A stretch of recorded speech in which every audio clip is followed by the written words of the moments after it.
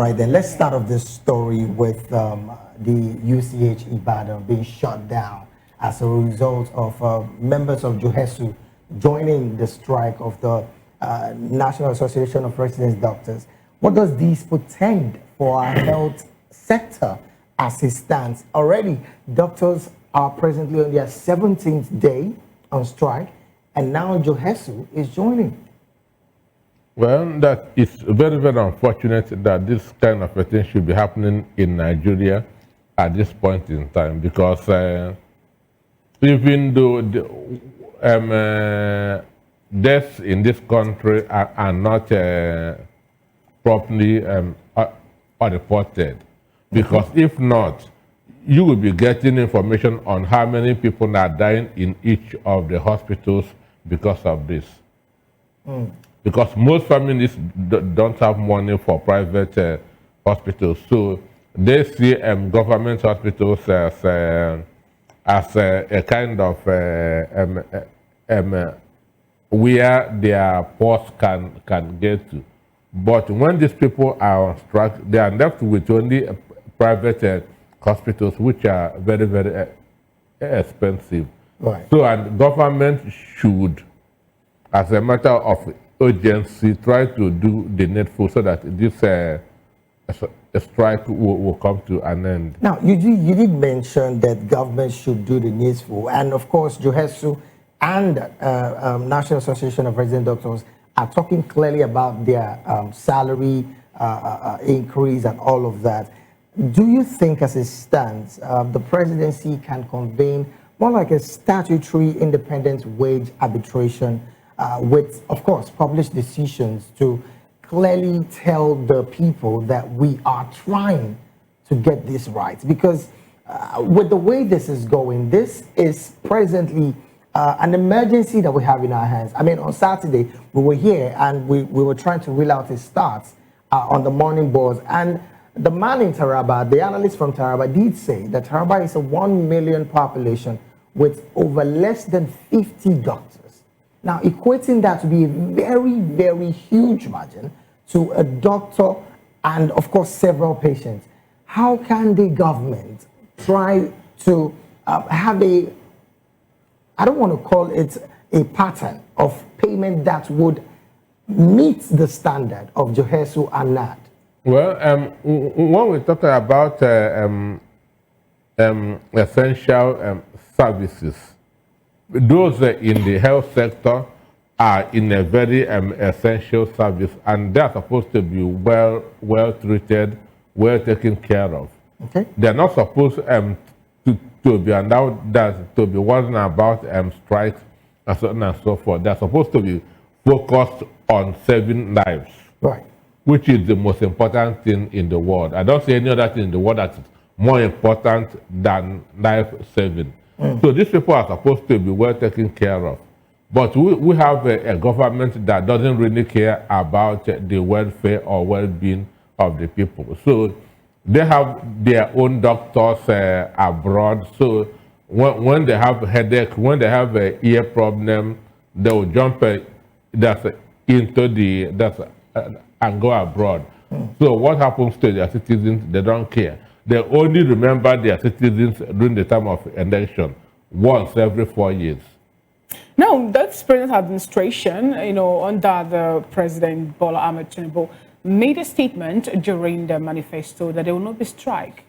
He said that verbally, and then he also promised Nigeria a renewed hope agenda. Dr. Peter, we've seen ASU embark on strike, talking about how the government have reneged on the agreement they had with them in 2009, and also subsequent administration getting to this point. And then here we have the National Resident of Doctors, the National Association of Resident Doctors also seal a back on strike. One is strike force now, this one indefinite, 17th day already in it. What does this portend for Nigeria, that we have two major sectors, the education and the health, going back and forth with the government on policies or things that they are going to do? Well, for what the president said, Winston Churchill said that politicians don't believe themselves. Therefore, it surprises them when others believe them. So you think his statement is just a statement, not a commitment? It's just a statement. It's just a feel-good statement. Understand? Just to kind of fool the people. Now, when you say it's just a kind of a way to fool the people, the president went to St. Lucia some time ago. And we know that Nigeria is suffering a brain drain where we have people, especially in the medical sector, leave the country for greener pasture somewhere. And he made a promise to them, come back to Nigeria, and he said, doctors in Nigeria can go to St. Lucia, even offering them a more juicy salary compared to what resident doctors in Nigeria are benefiting. What does that... Well, no doctor abroad, no doctor even in Cameroon will want to come back to Nigeria, understand me? No doctor in Togo will want to come back to Nigeria going by what doctors here are experiencing. So nobody will come back, and the brain drain will continue. Because one, they are not even no fulfillment in profession, no fulfillment that's in lifestyle, understand me? So it is frustrating to be a Nigerian at this point in time. Now, when you say no fulfillment in some of the things you mentioned, beyond rhetoric, Doctor, how many more memorandum of understanding would be signed for government and essential workers, like we mentioned on this table, would be honored? There is one that was recently signed in 2014, which again is the reason why JOHESU is going on strike. How many more does government and these workers need to be signed? And then why is there no fulfillment with these memorandum of understandings? Because the government was founded on propaganda, lies, and half-truths. So you keep on signing agreement, MOU until eternity.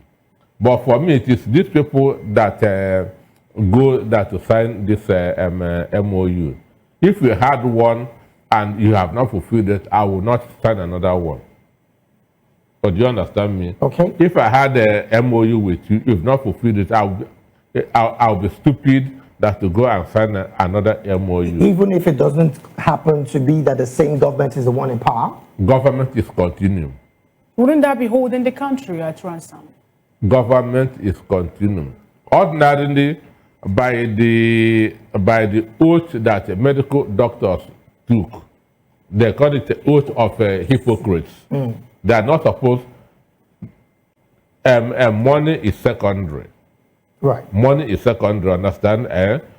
Life is first. But there's a condition you will be, even. You say no because there's an limit to what human beings can do. So it is out of frustration that these people are embarking on this strike. Not that they really want to do it, but government has pushed them to the wall. Government has pushed them to the wall. That's why they are embarking on this strike.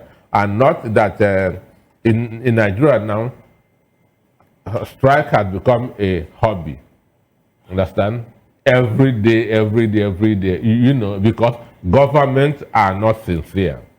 All right, then, before we jump off this, I would like to ask your opinions, Doctor. As it stands, what level of penalty and punitive measures can be put in place for both the government and, of course, some of these unions to honor and respect agreements, and, of course, not renege on it to lead into down tooling like we're seeing presently in the country with this essential? Well, who's to put the punitive measure is government. So government cannot put something that would not be in their own interest. On a very different note, Doctor, what do we say to the path of legislators who also are supposed to be the ones running the oversight functions of the executive on this kind of memorandum of understanding? They are rubber stamp, understand me? They are rubber stamp. Senate has turned to a mediation committee. Instead of seeing that things are properly done, all they are doing now is if anybody goes on strike, they'll go and mediate, beg them, come back. Understand? And stupidly, they are going back. All right, Boris, Doctor, let's move away from that story to the instruction or directive given by the president as he tags the judiciary on justice and also swift trial. he made this particular, he charged the judiciary to tackle the integrity challenges in Nigeria's justice delivery system, warning that justice must never be for sale. And this was made when the president went to flag off the 2025 All Nigerian Judges Conference of the Superior Courts in Abuja, the FCT.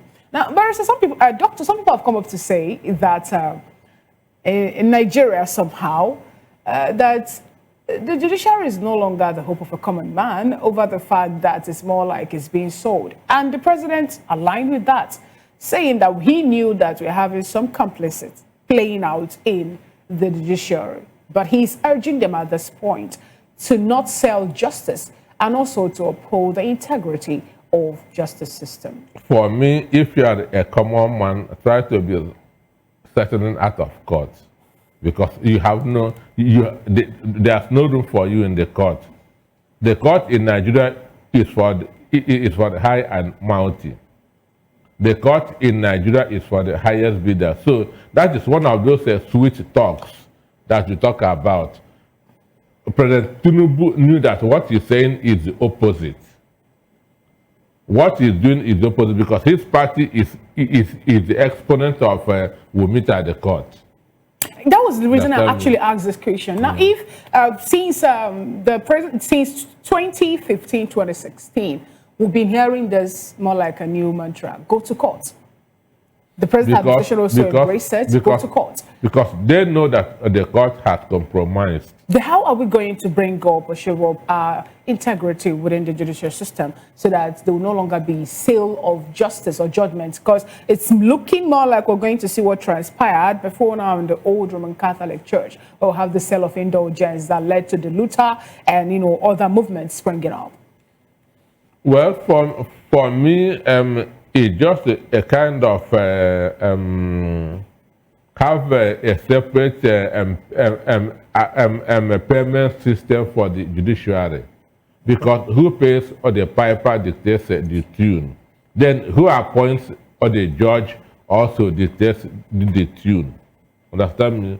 A judge will always be loyal to two things: the person that made it possible for him or her to be there, and the highest bidder. Irrespective of what the truth and justice is? They no more care about the symbol of justice, which is a blindfolded, understand me? So that doesn't care anymore. So that's why every common man should be thinking of settling out of court than going to the court. Now, Doctor, one question I really am eager to want to find out from you is, how can the judiciary in Nigeria try to balance the, I want to call it the binding cases timeline, where you have cases linger for so long, and of course, victims or alleged victims are in custody for the longest of time. A major example is that of Mazi Nnamdi Kanu, which again, we know as it stands, it's in a few days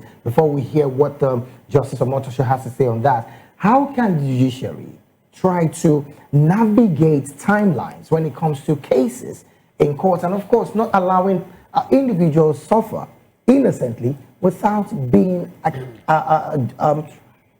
sentenced, so to say? A lot of things comes to this. The policemen that bring suspects to the court, and if they do their investigation, understand, cases can be concluded within a week. Understand? Right. But when Nigerian policemen will arrest you before asking you what did you do, understand me? What did you do? Because that's how they operate. They first of all arrest somebody before asking that person what did he do. So that will make cases to linger in court. Because there's no proper investigation first before arresting somebody. Before I let you go off this case, Doctor, one question before I let you go.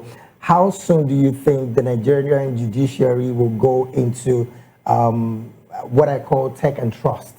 In other words, fully digital, where we have the likes of e-service, virtual hearings, all of those techie things in our judiciary. How soon do you think is going to happen? Not in the next 30 years. All right, but doctor, we have the thing that happened to be on the burner, just maybe 1 minute or 2 minutes or thereabout, because we're pressed for time. The issue of insecurity in Nigeria, the abduction of 25 schoolgirls from a secondary school in Kebbi, and the statement made by the president, the swift direction given by the president to make sure that those people who perpetuate the act will be rounded off and possibly prosecuted. Let's also juxtapose that with the killing of a certain brigade commander, Uba, who we saw in the video that after they went for a raid, he made a call to his superiors to say it was a successful one, and the next other thing were history. He was apprehended, tortured, and finally killed from the information we gathered already. How are we going to end the issue of insecurity in Nigeria with the U.S. Congress at this point having a meeting to possibly declare Nigeria, a country of particular concern, and carrying out every other part that offense actually contributes? I want to start with what the governor of Kebbi State said, that they got the intel and it was passed to the security, but they failed to work on it. Understand me? Which means that's complicit in this security situation in the country. When a governor gets an intel and send it to the right quarters and it was abandoned. Okay, from the report I read, the soldiers were with the girls till around 30 minutes when they left and these people came. So was it that there was an ambush, understand, waiting for them? Then why did they leave? So for me, a lot of people should be held responsible for this. Those that governor gave an intel should be punished, because I'm seeing a sabotage in this case. Well, so you don't think it's about having to take exclusive powers from the top as an issue? I'm seeing a sabotage in this case. All right.